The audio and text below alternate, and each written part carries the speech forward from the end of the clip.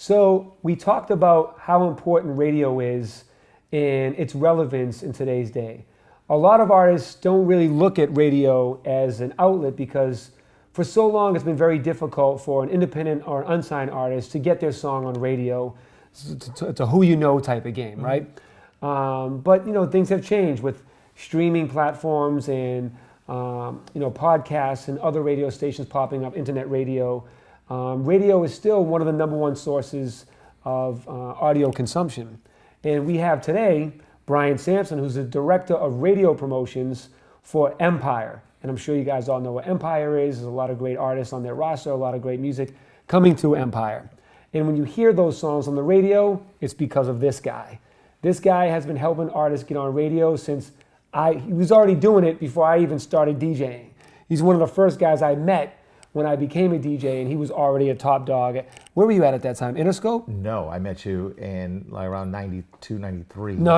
I didn't even get into the business until 2000. Man, I feel like... Right? It seems wow, longer, it feels right? longer, because I remember driving to Boston, Yeah. those long-ass drives. No, yeah. So I was at Virgin. Virgin, that's right, Virgin Records. So people think I was in the business a lot longer than I was. So I actually got my first radio gig in going into 2000. Wow. On Hot 97 in Boston. I feel like we go back to early 90s. Yeah.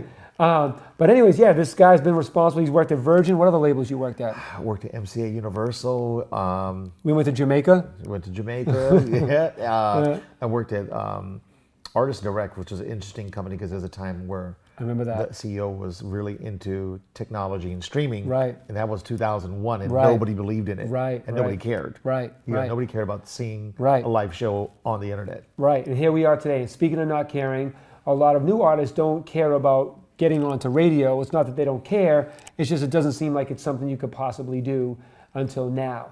So Bryan's going to talk to you about how do you get your songs on radio? What is radio promotion? And what does somebody like him do to get a song on the radio?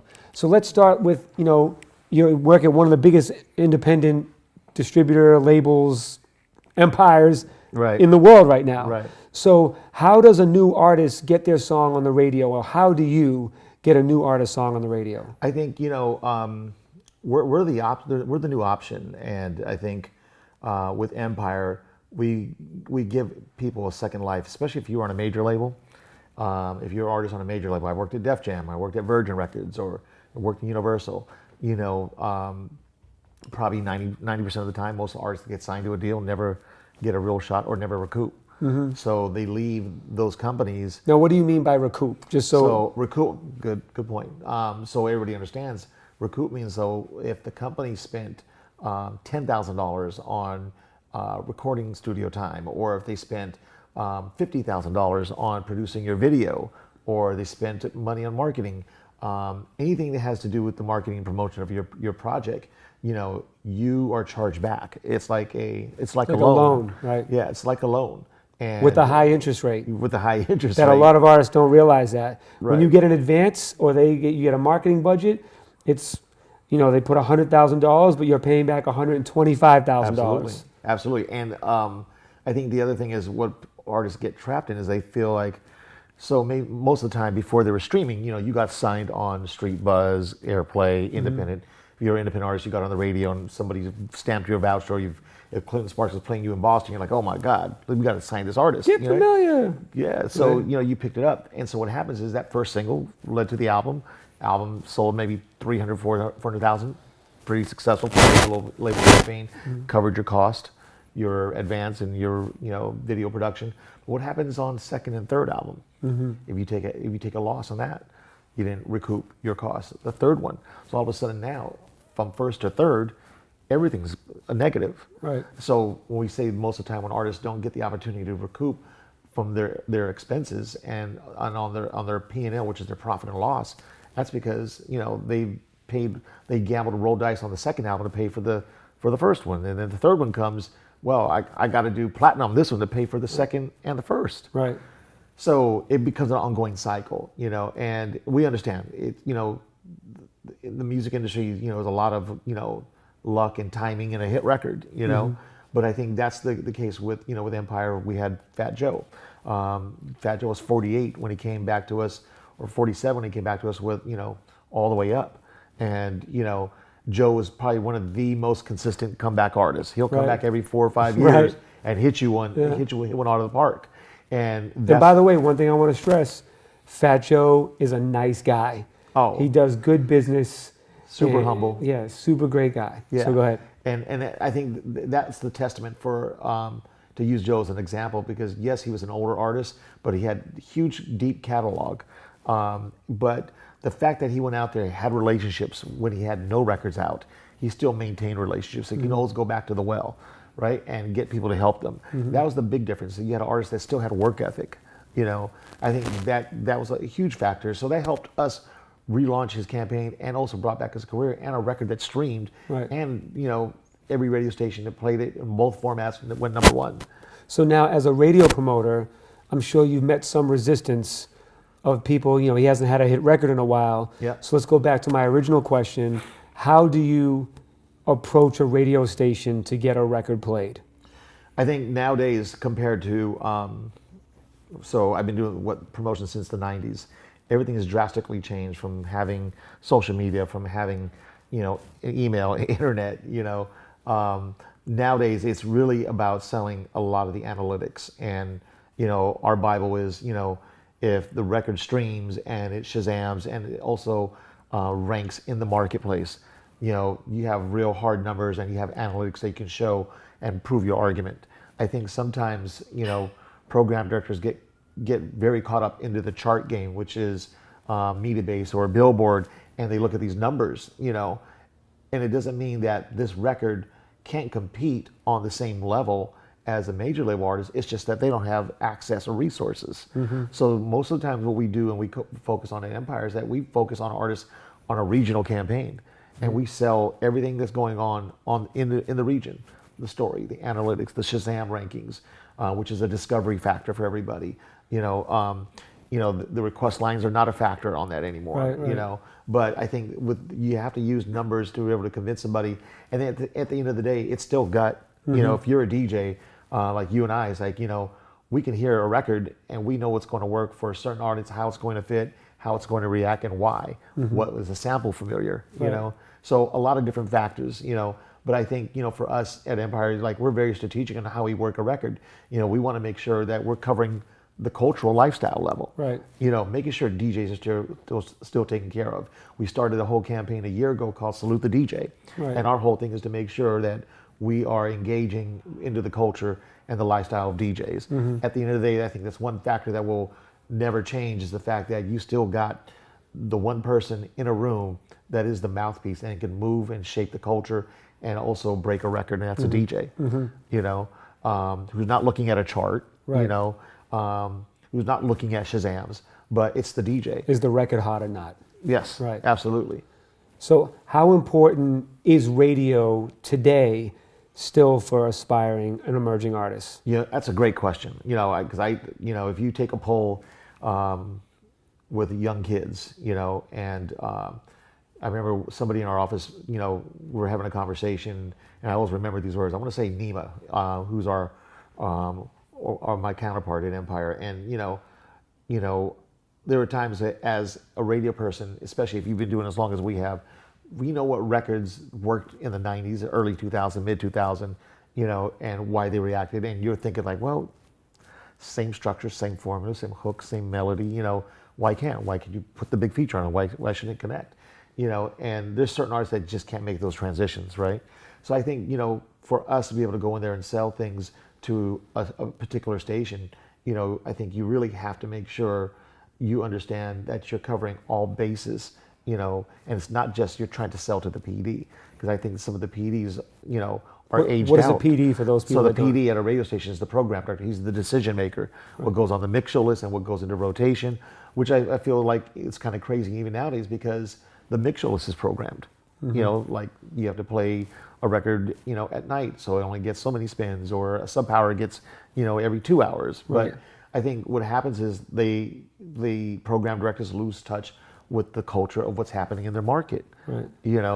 If you got to be able to understand if that local artist is hot and it's what the kids are into, listen to the kids. Right. If a 12-year-old is, finding music 4 months in advance, and you're not on the same page or even educated about that same record, you're going to lose, because all of a sudden now you're no longer the discovery factor. And that's a huge void, because all of us grew up on radio. Right. We heard something that was on either, on a countdown, or you heard Swain King Tech on the Wake Up Show in 1991 debut a record, but you had to wait till 10 p.m. for the Wake Up Show to come on the air. Right. And you heard that new record, whether it was, because they just have like specialty shows and weekend shows that break new music. Right. So that being said, how much has radio evolved, and how relevant is it today for new artists with now having SoundCloud and YouTube and all the DSPs? Is radio still an important factor to breaking music? I think for new artists, no, because radio is not on the front end anymore. Radio is probably the third or fourth option. My son, who's 12-year-old, doesn't listen to radio until we're in the car at 7 a.m. and we're flipping between Big Boy at Rio, or flipping, in between, Nick Cannon's show and Charisma, and that's it. Right. Outside of that, there's no other, he's not digesting radio in any other day parts. Right. And so if you're a program director back in, early 2000 or the 90s, you really depended on that night show, because you're targeting a younger audience, you're day parting the music, which means you play new hip hop, new artists at the later part of the programming day, maybe after 6, right? Which was crazy, but that's how, kind of like, especially for hip hop, only had its entry point: specialty shows, mix shows, college radio, and night show, and programmed at night. But if you're not, we talked earlier about, you have to really, inject into a market. You have to inject culture into the market, or else kids are not going to find records of new music. So then the radio stations that are not doing that Yep. wouldn't be effective for a new artist. But the stations that do that and are in touch and do promote and break new music. Because one thing that a lot of you guys may not understand is there's only so many slots on a radio station. So there's only so many slots that a programmer can add. So if there's, what's a typical playlist? How many songs are on a typical 40 radio? songs. So say there's 40 songs. That's why you hear the same song over and over again on radio, because there's the business of radio. So they have the slots of the songs that they have to play, because they have relationships with record labels and music. So that's what has to get played. So that, when you're like, why do I keep hearing the same song all the time? That's why. And we can talk about, the understanding of how radio is broken down in another video. However, radio still is a component where a lot of the world still consumes a lot of it. I mean, I think because we're here in America and stuff, we think, oh, everyone's listening to Spotify, or everyone's listening to this. But when you think of a global scale, there's still a massive audience that's listening to the radio. Right. And like you said, different parts of the day, different parts of the night. If you got to drive to work, you got to drive to school, you're at work and they got the radio on and stuff like that. So radio is still, to me, a very integral part in getting your music exposed and people getting familiar with you along. It's not one or the other. It's not the first choice for kids. It's along with, but it is still a victory lap to get on radio. Oh, absolutely. Because it's so the other stuff is such an easy entry point. Anyone can put their song on SoundCloud or YouTube or Spotify. Not anyone can get on radio. Therefore, getting on radio is a bigger accomplishment and a sign of your success. Would you agree? I agree. And I think one other thing that I should have mentioned earlier, so people understand, the role of radio. Radio is a business, just like a record label. It's a business. And radio's success is based on, on their ratings of how many listeners are time spent listening, and how that affects their overall rating in cume, in the marketplace. So if they're the highest cume, most listened to station in the marketplace, they could sell that number to their advertisers, which in turn brings in revenue for the radio station. So what happens is, if they make the wrong decision, and I agree, there's some program directors, they have to follow corporate protocol. Maybe it's top-down programming from the very top. So sometimes, when it's corporate programming, they don't have the freedom or creativity to take a shot on new music. And so I say, I think that's what happens when it becomes stagnant. Sometimes it's not the program director's fault. It's because, they're not in complete control. Right. And sometimes they're walking on eggshells because anything that changes that ratings or that share really affects the overall number for the month, which is now. Which is why it's important, as you said, to, and we've talked about in other videos where people say, get popping regionally, become the obvious artist in your region, because if you become that artist, now people in that area want to hear you. So the program director and the DJs are going to play you because they know everyone's going to listen because they support you and now the station's supporting you. So that's why it's important for you to build your buzz up locally where you're from so you can start popping on radio there. Then what happens is radio charts are seen by other programmers in other regions. They say, hey, who's this guy that's getting 30 spins a week at this station? Oh, he's a guy that's popping here in North Carolina. You guys should check him out in Atlanta. Then Atlanta hears and like, oh, this dude is dope. Then they start playing it. That guy goes down there, does a show in Atlanta. And then that's how you start building your buzz and using radio. But radio is a platform that you have to promote and build yourself to a point that radio is paying attention. Prior to that, radio has a business to run. Mm-hmm. And they, like Bryan just said, they have to get their numbers and they have to get the ratings. And if people tune off because they don't know what that song is or it's unfamiliar, most people want to listen to their favorite song and songs that they know from artists that they've heard of. So if you're a brand new artist that they've never heard of, it's difficult for a radio station to justify playing you. Correct? Yeah. I think that's the beautiful thing is the relationship, and the access. Because without the relationship, you don't have access to a Clinton Sparks, who, if you couldn't get your record on to the program director, you had to go to the mix show DJ, who's usually on at night, or sometimes he's a night personality, and have the opportunity that he was able to curate your own new music feature. Right. But then you have some really great program directors that came from the whole DJ culture. An E-Man or a Big Vaughn, AO and Doc Winter over at iHeart. Great opportunities because they came from the culture over the years, so they get the regional perspective on how records start and how artists are growing and people are growing their music. And how important it is to support that. And how important it is to support it and also open the door. I think, the number one complaint that over the years that I've heard, for independent artists and new artists have is that I don't have a relationship. I can't get access. Right. But at the same time, what we do in promotions over the years of what I've done, prior to working at Empires, I had to build relationships, and building relationships almost like doing sales, in a different form of sales. And I think that's what's interesting about our industry on the record and music side is that, we're one of those industries where we don't necessarily research our product before we put it out and try to figure out and understand, okay, is there a demand for it? Mm-hmm. The way we have to put it out is we utilize the vehicle as the DJs as a vehicle. Right. So that gives you kind of your connection to the streets, to their fan base. Does the record react in the club, and you take that back and it grows to the next level, and then eventually you're building the relationship. Then it's giving you access to the people who are the decisions maker at the station. Right. Because if you're the hottest act in town, they're going to come to find you. Mm-hmm. Because it brings something to the station. Right. And to that point, speaking of relationships and building your network, when you're an artist trying to get your music heard and you want to get on the radio or even on the internet, on DSPs, we've talked about distributors, we've talked about digital marketing, but when you want to get on the radio, it's your job to now hire somebody like a Bryan Samson who can help walk your record into the radio stations because he's built a vast network over the years.